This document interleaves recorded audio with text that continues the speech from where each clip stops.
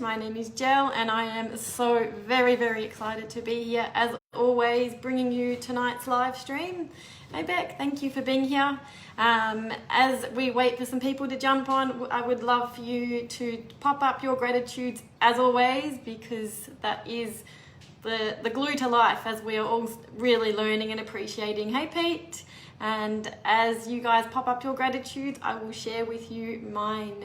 So firstly, so very grateful for this opportunity. As always, I feel so very blessed to have been part of this Happiness Live Aid through from the beginning to now, and I've loved being here. And hey Jules, being here and presenting and hopefully helping shed some wisdom and some light and hopefully a little bit of laughter. Secondly, so very grateful for my two beautiful girls as always, and as I always say, they are my greatest teachers in life. And thirdly, I'm grateful for this headband. Might seem a bit weird, but this headband, as we'll go into why later, represents something to me a time in life that was very pivotal and profound, and has been a huge part of my journey and something that I will be sharing with you tonight. And there are some things that I would love to share with you tonight, because I find, and as Jules has taught me along this process, that sharing our story and sharing parts of ourselves helps us all to learn and to grow from one another. And this is a lifelong journey of learning, self-love in particular, understanding who and what we are and what life brings to our table in our journey and why. And that in itself has been just a profound part of my healing and my growing, and I guess the opportunities that have come from that are just unbelievable as well. So hey Peter, so if you're there, pop up your gratitudes for me.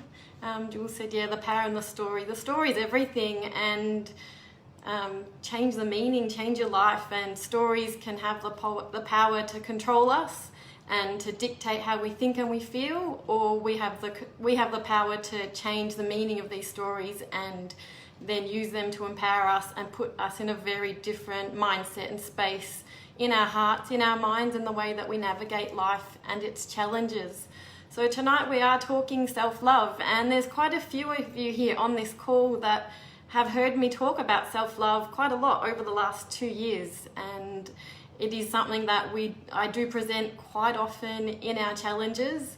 And Jules always says that to really truly learn something, you have to teach it. And what a journey of learning and growing it's been for me, just by learning and sharing and learning and sharing. But there's a caveat to this. We're all still learning and growing, and no matter how much you think you know, life just throws you something else, and that just shows you another layer or another area of yourself that needs healing, that needs love, that needs looking at, that needs some time and attention to sit in, because it's not until we really feel something that we can truly heal it. Hey Abby, hey Jodes, hey Shelley, oh so many people here. So excited to have you all. So self-love. So before we get into it, something that a few of you done already with me before, I'd just like you to take a moment, take a big breath in and out into your heart space. And I just want you to think about the 3 people that you love more than anything in this world. So as you think and as you feel into your heart space, I'd love for you to pop up in the comments for me, who do you love more than anything? Who are those 3 people that came straight to your mind when you did that exercise? And then if you think about that list, and I'd love you to pop them up for me. Only 3, Jude? Yep, only 3. You can think of more, but who do you love more than anything? And if you have a look at that list, oh, hang on, we've got some gratitudes. Nick says, grateful for the sound of carbon cycle wheels, the smell of freshly cut grass, grateful for the wisdom of those who share their truth. Oh, I love that. Thank you. Hey, Russell. So Abby says, Cohen, Jensen, Pace. So they are her 3 little people, her 3 little guys. Shelley says, my little ones. And then if you think about that list, I'd just like you to see, where are you on that list? Did you even make it onto that list? And then if you're not even on that list, why aren't you at the top of that list? Because this is the thing with true self-love. Self-love and love is unconditional. It means no matter what. And if we're not even on our own list of the things that we love more than anything, or the people that we love more than anything, this sets us up for a very difficult task of the people in our lives even knowing how to do that for us. Because if we're not on that list, then we are not then honoring who we are, what we need, and the things that make a great relationship. Because the relationship that we have with ourselves, it sets the tone for the relationship that we have with everybody else.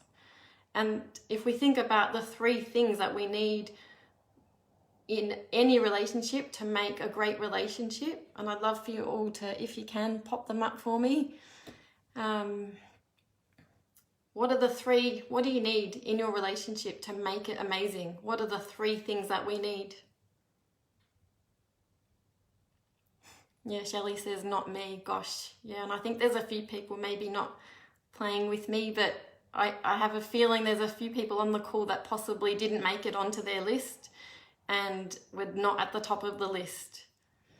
And guilty, absolutely guilty. The first time I did this exercise, I was really shocked because I thought I had a really great self-care, self-love practice, and I thought I really understood what that meant. And I learnt this quite a way into my own self-love journey, even after teaching it to other people. And I thought, wow, that's really quite confronting. What's happened? How did I not even make it onto my own list? So Jody says, trust, honesty, and authenticity. Yeah, absolutely. They are so important in a relationship. Appreciation, it's a really big one. Appreciation is being thankful for what is. And it is very similar to gratitude. Gratitude is more being grateful for what we've been through. Appreciation is sitting in the present moment and being appreciative for what life is, what life brings, what's actually in it here and now. And it's nothing to do with things that we've been through in the past. It is that absolute thank you for where I'm at, regardless of what that is or what that looks like. Beck says love, trust and honesty. Yeah, absolutely. Kaz says respect. Like, oh, absolutely, so important for relationships. Understanding, how important is feeling understood in your relationship, and how important is acceptance, feeling accepted for who and what we are. And those 3 things, Ben says love, trust and non-codependence. Yeah, that's a big one. The codependence is huge, isn't it? And I know you're a yogi, and I really, that's been a really, I know from my own journey, understanding and unlearning that has been huge. Because when we think about conditioning and the relationships that we base our own modeling on, they come from, often it's our parents and the people around us. And I don't know how many people on this call can look at the relationships of the people in their lives, and who has the most incredible relationship that you can see that you would base what your ultimate relationship would be like. I know for myself, like I've really struggled to really pinpoint a couple that I really adore and look up to and think I want to be like that. I've had to create my own ideas around what that looks like. And that codependence piece, we're not really taught how to do that. We're not really taught how to love unconditionally, because we don't know how to do that for ourselves. It comes from us and who and what we are and how we love and accept and appreciate and understand ourselves. And then when we can do that, only then can someone else really do that for us. I'm just going to read the comments. Hey, Kate. So, and Beth here. Oh, all my favorite peeps. So, as I mentioned, this headband represents a part of my story that I did want to share with you, because it has really taught me so much, so very much about self-love and knowing what that is to myself, and hopefully as I share with you my story will help you maybe see some things that might be missing in your own relationship with yourself and your relationship that you have with the people you love in your life. And as you know, I did it again, I forgot to introduce myself. My name's Jill. I am an ambassador for Happiness Co. I have worked as a coach and a speaker now for the last 3 years. I'm also an osteopath. My absolute passion is the mind-body connection, and the more work that I've spent 20 years learning about the body and the mind, and spent 15 years in clinical practice working with so many different people. With a lot of my day is spent working with families and children and babies in particular, and what blows me away is how much the children and the babies in particular have taught me about the way the mind and the body are so interrelated and so interconnected. And this is where my story begins, or a part of it. So November last year, after what had been a really big lead up getting to that point, I packed my bag. I was on my way to my daughter's basketball game, because I was really excited. The next day I was flying to Perth. I was going to see my family, see all of my Happiness Co fam bam, and we were going to have our Christmas party. And it had been a big lead up, a big year for us all, and I just was so very excited to be there, to finally see everybody and give them that real life hug, because often we don't get to see each other, and we're all scattered around the country doing what we do and what we love. And as I get out of the car, an almighty gust of wind hits me, and I just thought, oh, don't know what that was, but I feel off. I just don't feel right. So I went inside and I sat down, and I was really I was having a lot of trouble breathing, but at the time I didn't quite realize what was actually happening and what was going on at this time. And as the game starts, one of my girlfriends looks over to me and she says, "Are you okay?" I said, "No, not really." But and my default when I'm not okay is to put on the strong, "I'm fine, I can handle it, I can do this, it's all good." And she looked at me and she said, "Joe, like, what's wrong? You're having trouble breathing." I said, yeah, I actually am. So I had a puff of some Ventolin. I said, "I don't have asthma." She said, "That's okay, just have some Ventolin and just sit quietly." So as I'm sitting there watching this game go on, I have my 8-year-old on the court, my other daughter is off. I've organised for her to have her training and have her looked after and get home and dinner. Everything's all, I've got it, everything's sorted. And this feeling of I can't breathe is intensifying. I'm starting to get numb, I'm starting to go blue, my lips are tingling, and I can't move. I literally can't move, and I'm sitting there and all I can see is my little girl standing there frozen watching me. And I only know some of this because I can't really remember a lot of what happened in that time. And they said, "You just were so calm. Nobody knew anything was wrong, except there was just tears. There was just tears running, but you were just so calm." And in that time, what I found out later, after an ambulance came and took me away, I had pretty much stopped breathing. I was having a thunderstorm asthma attack. There I was, not able to breathe, not able to speak, and the only way to communicate was through my eyes. And all I can say is I had my teacher, my yoga teacher, sitting there on my shoulder saying, "The only thing you can control in this moment is your mind, and the only way you can do that is to keep calm and control your breathing," which I don't know how I even had the capacity to think that, because I couldn't breathe. I felt like I was being choked. My everything was just completely shutting down.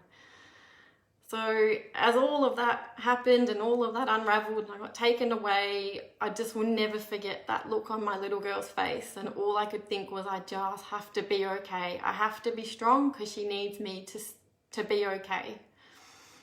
So there I am, gone to the hospital. I'm in tears to Jules saying, "I'm not going to make my flight. I can't come. I'm okay now, but I wasn't okay. I'm really scared. I don't know what this means. Why is this happening?"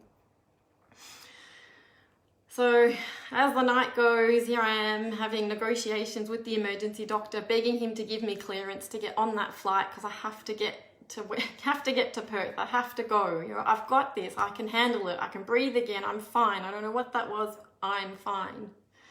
So the next day I managed to get on my plane, get to Perth and see everybody, and I really didn't feel well. I was really not myself that day. And that night I remember sitting at the Christmas party. Normally I'm there with everyone dancing, and I just had nothing. I just sat and watched and was just so happy to be there. But there was that part of me thinking, what have I done? Did I get on a plane and do this? I nearly died last night. Like where is my brain? What am I thinking? So anyway, the next few weeks passed. It was a very crazy time, and I really, again, we talk about self-love and tuning in and being aware. I wasn't feeling right. I really wasn't right, but I just kept pushing. I moved house. I unpacked a house on my own.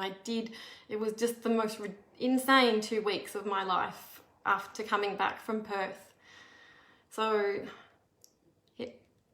fast forward to a couple of weeks down the track after this incident with this asthma attack, after never having had asthma, mind you, I start having really severe back pain at my other daughter's basketball game, and it's the night before the last day of school, and I'm sitting there with an ice pack on my back. Again, I've got this.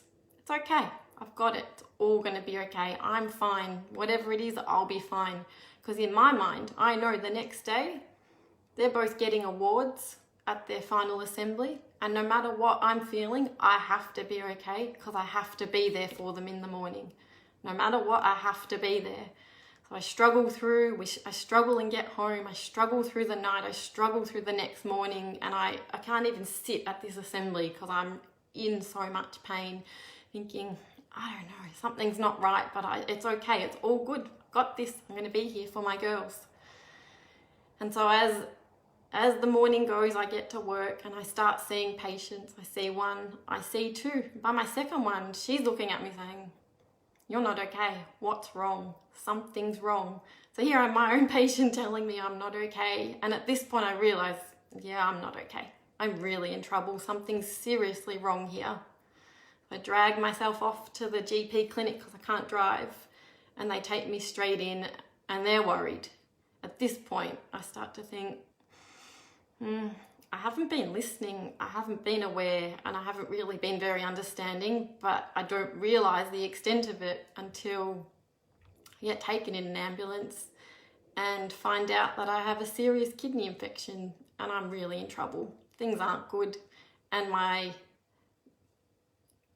things are not good. But the thing is, through that time, and as I'm in hospital and all the tests and all the doctors, and they're trying to work out what's going on, and I've got my headband on, so this is how the headband comes into the story. They keep coming in and saying, you're really not well, but you're so happy, you're so positive, you're so upbeat, keep checking in to see how we're doing. It doesn't make sense. Like your blood tests and your heart and your kidneys aren't okay, but you seem so okay. Like it's just not adding up. And as the night's going, I remember at one point messaging Michelle because I started to go through a process of, am I at peace with everything in my life? Have I done everything I need to do? Is this it? And as I found out in hindsight after that, when you start making peace with life, it's actually a sign that your body is shutting down and you're not okay. I didn't know this at the time, but I remember having these conversations with Michelle, and not even in a morbid way. It was just a real sense of, I am at peace with where I'm at, and if that's it, then that's it, because my girls know I love them. I've done what I need to do, and maybe my time is now. I've done what I need to do, and at 39, that's crazy, right? Like crazy way to be even thinking. So as the night's going, and I had a really beautiful young doctor, she kept saying to me, something's really off and I can't put my finger on it. We're going to move you and we're going to put you right in front of that nurse's station where we can't take our eyes off you. because I'm sitting there with all the things and all the alarms and everything going off, and I'm still messaging Jules and Robbie about the test program pilot that we're running, because in my head I'm thinking I've just got to make everything okay. I've got to make everything okay because I've got it. Everything's all good as long as I just stay in control of how I'm thinking and how I'm feeling. And as they move me, things start to get from really peaceful and calm to really not okay. My body decided that's it. My heart really, that was enough. It had enough. I went into blood poisoning. I went into sepsis, and there were moments there where there were 15 doctors and nurses in my room crowded around that table trying to find a way to make sure that that wasn't it. And I still remember in that time thinking, I just need to control my breathing. I just need to control my mind, and I just need to be at peace with what is, because I have no control. So unbelievable when I look back at that time and what ensued and what came for almost a week afterwards of really, really being quite confronted with, I guess, at the deepest, darkest level, my own mortality. I had to face my own sense of, am I good with where life is, and is that it? And am I at peace with it? And you think about self-love, I'm not sure where that even fits into this process, because in that time where I was very sick, I had nothing to, all of my tools, all the things that I would usually draw on, my yoga, my meditation, even my breathing exercises, I could not do. All I had was to sit in my thoughts and really, really assess, how did I get to this point, and how did I allow that to happen? What did I actually do along this path to get to here? And I look back, and the 4 years leading up to that point were, honestly, if I could write a book, and maybe I will one day, because the things that have happened over that time to get to that point in time where I had to make that choice of whether I was done or not done, and whether, was that my choice or was that taken from me? It doesn't really matter. But I felt like, hang on, I've been self-loving, I've been self-caring, I'm fit, I'm healthy, I'm active, I work in the health industry, I spend my life surrounded by people needing my help and giving that advice, and I feel like I do that for myself. What have I missed? Where has the chain been broken? And I realized the importance of healing the traumas in our lives. And I looked back at the 4 years before that. I'd been through a horrific car accident and recovering from post-traumatic. I'd been through a horrific marriage breakdown and destruction of my life as I knew it, my family, my work, my business, everything, just pieces smashed on the ground for 4 years, and just grinding, just pushing through. And I look back at that, and I thought, all that time I thought I was self-caring, I thought I was self-loving, I thought I was doing all of the right things. But there was something fundamentally missing in that process of healing, which I didn't even understand. And if I hadn't gone through that, I probably wouldn't be able to share with you what I've learned. And when you're a giving and loving person, especially when you're a pleaser, and as we've said before, our 3 human needs: to love, to loved, and to belong. I give love freely, I'm loving, I do what I can to feel that sense of belonging. But I forgot there was one thing I didn't realize it until I was in that place of complete surrender to where I was at. It was that need to receive love that I didn't understand, that need to say, I need help. I'm a single mum, I'm running a business, and I'm not coping. Because as I mentioned, I had all the tools, all the mindset tools. I've got this, I can handle this, I can do whatever I have to get through this, and it wasn't for me, I was doing it for my 2 little girls. I thought I was doing the right thing because they needed me to be strong for them, but really I needed to be able to do that for myself. And if you think back to the start of this, we talked about unconditional and love and what that means, and knowing how to give that to anybody else. Impossible if we don't know how to give that to ourselves. And that's something I had no idea how to do. I thought I was doing all the right things, but really it was that last piece of the puzzle that was missing, that whole experience. Like, it was like a big round ball in my hand sitting there when I sat in my hospital bed on my own, helpless, thinking, that's what I need. I need to learn how to be able to let the love in. I need to know how to receive love, because that is one of the most ultimate acts of self-love that really we're not taught. And that's very closely linked to self-worth, knowing that we are worthy of deserving that love, that kindness, that compassion, all the things that we give out to everybody else in our life. If we're not able to do that for ourselves, and even allow that into our own hearts, there is no hope of anybody else being able to do that for us. So, sorry, I'm just going to have a little drink. Give me 1 second, sorry.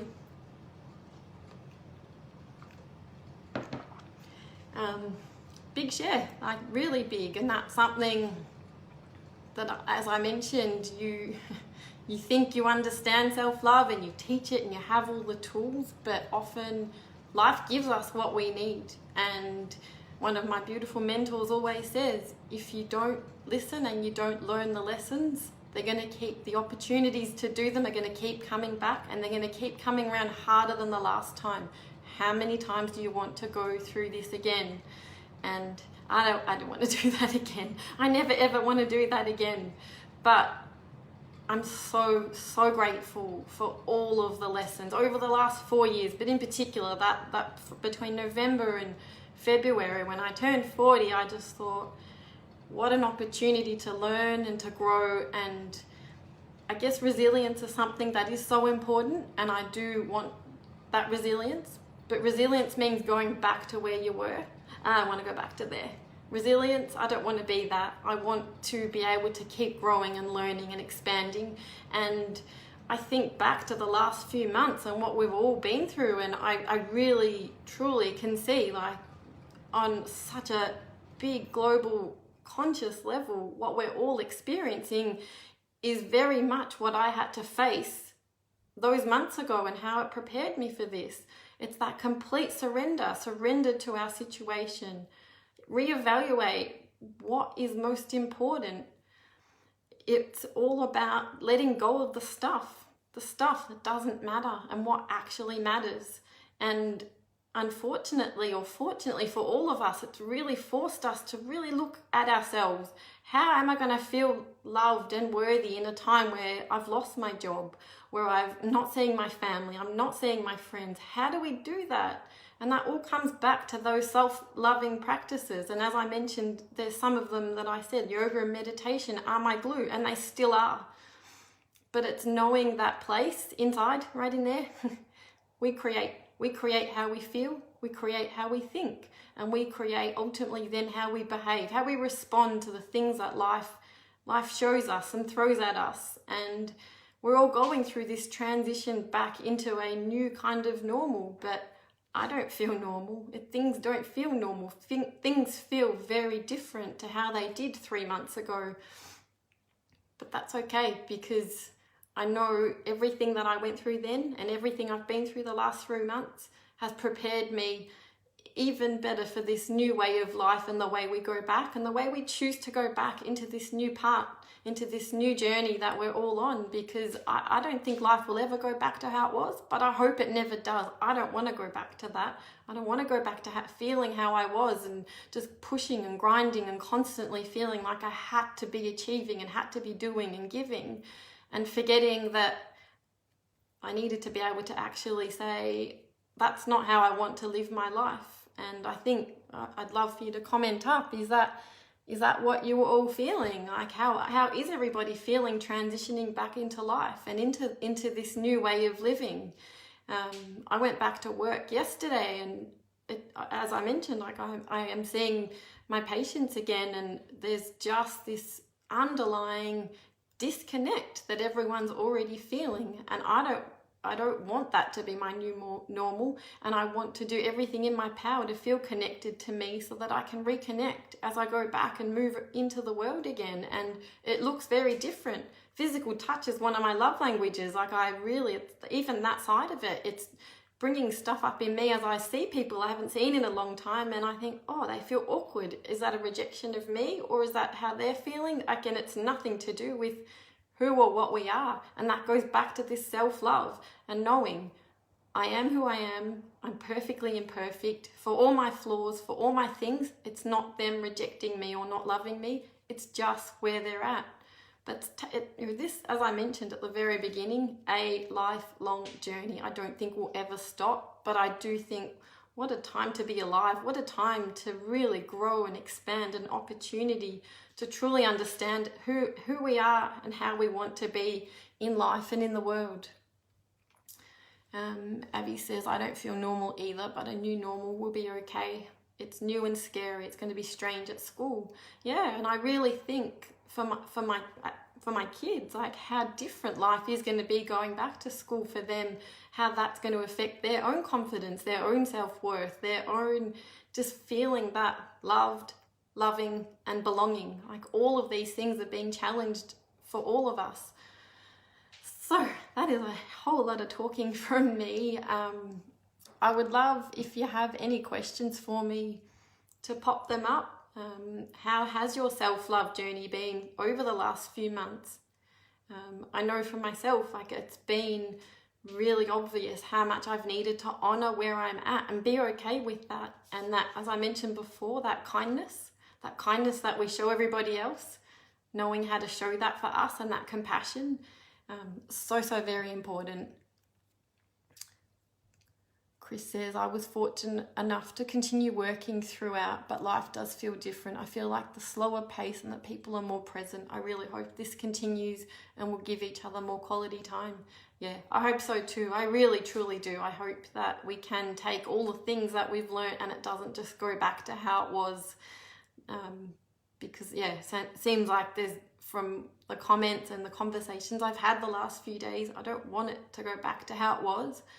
But I also want to be able to create how I want to feel in it. And it's very easy to go back into our crazy world at the moment, and the fear and the anxiety that is there and that is obvious. If you tune into it, it's very easy to bring those feelings up in ourselves. And I want to feel I want to think how I feel, and being really conscious and present about how I want to feel in this present moment and going forward, and really focusing on that. And I've even got a mind map, and I've written down the words, and I look at it and I pull it out regularly through the day especially when I'm not feeling that, because it is just so important that we're minding how we're speaking to each other, and then how we're feeling about ourselves, and knowing that it's not a reflection of what's happening in the outer world. Nick says, agree, I don't think life will be the same as it was before, but a change was necessary as life was manic before this went down, for me anyway. Yeah, I think for most of us, I think for so many of us, life was too manic. It just felt too busy, too push, too much trying, striving and grinding. But I don't know, like I'm guilty. I was doing that too. My God, I was in an ICU bed with wires and alarm bells going, still trying to get my messages and emails out. Like, how ridiculous. Things like that, I just think, no, don't want to do that ever again. I don't want to live like that, and I don't want my kids seeing that that's okay and trying to live a life like that. So if you don't feel comfortable putting questions on here, please private message me. I'm always more than happy to have a chat afterwards. I really, truly, I share my story with you, not for sympathy or anything like that. It was just more, I guess, an opportunity to share my experience and what I've grown and learned from, and that we're all human.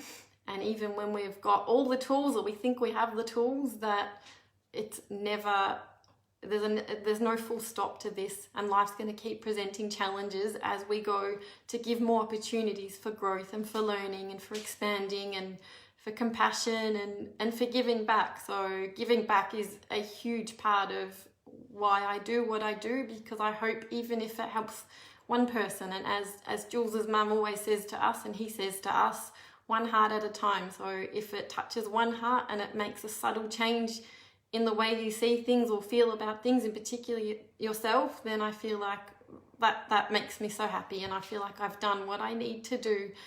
So I am going to wrap it up there if there aren't any more comments or any questions. Nick says, perhaps this has shown us what we do want, that being time, deeper connection and life experiences. Yeah, absolutely. That's been a huge, huge part of what I've learnt and experienced myself through this time, and just almost more clarity around the things that we do want and how we want to feel and exist in our world. So thank you so very much for being here. Thank you for engaging and interacting. I hope that I've shared some value and everything has been clear and made sense. I wish you all the very best on your own self-love journeys, and making sure that you're doing what you can every single day to fill your bucket. So important. Thanks, Chris. Thank you so much. Hey, Maddie, we're about to jump off, but thanks for coming on. Thank you, everybody. Huge love from me. Love and light, everybody. Mwah. Bye, everyone.